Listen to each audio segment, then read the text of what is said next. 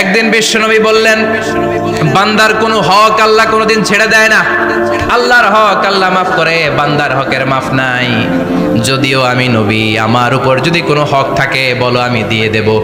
কোন সাহাবী দাঁড়ায় না। এক সাহাবী দাঁড়িয়ে বলল, নবী, যুদ্ধের ময়দানে চাবুক চালানোর সময়, লাঠি চালানোর সময় এক কাফেরকে মারতে যেয়ে আপনার লাঠির বাড়ি আমার পিঠের মধ্যে পড়েছে।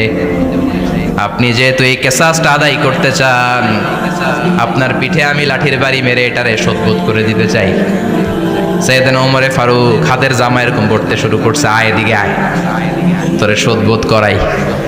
বিশ্বনবী বললেন, ওমর রাখো, এটা বান্দার হক, মিটাতে দাও।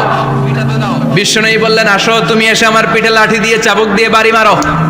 সাহাবী বলে, ও নবী, তখন দুর্ভিক্ষের সময়ের যুদ্ধ ছিল, আমাদের গায়ে জামা ছিল না।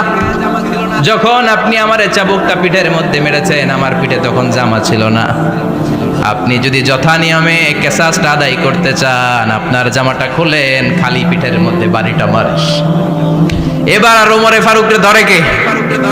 এদিকে আয়, তোরে দেখাইতেছি। বিশ্বনবী বললেন, ওমর থামো, মারতে দাও। বিশ্বনবী উনার জুব্বাটা উপরের দিকে উঠালেন, পিঠের মধ্যে বাড়ি দেওয়ার জন্য ওই সাহাবীকে ডাকলেন। ওই সাহাবী বিশ্বনবীকে পিছন দিক থেকে জড়িয়ে ধরে ওই মোহরে নবুয়তের মধ্যে চুমু দিয়ে ফেলেছে।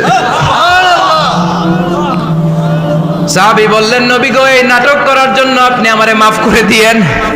আপনি বিশ্বনবী, উদম গায়ে আপনারে দেখা যায় না, খালি গায়ে আপনারে দেখা যায় না।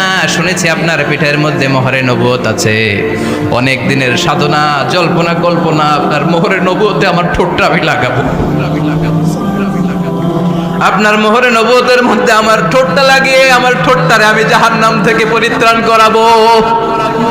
এজন্য প্ল্যান প্রোগ্রাম করে এতক্ষণ আপনার জামাটা খুলতে বলেছি। আপনার উপরে আমার কোনো হক নাই। আমার আব্বা মা, আমার সম্পদ, আমার জীবন আপনার জন্য কোরবান গো নবী।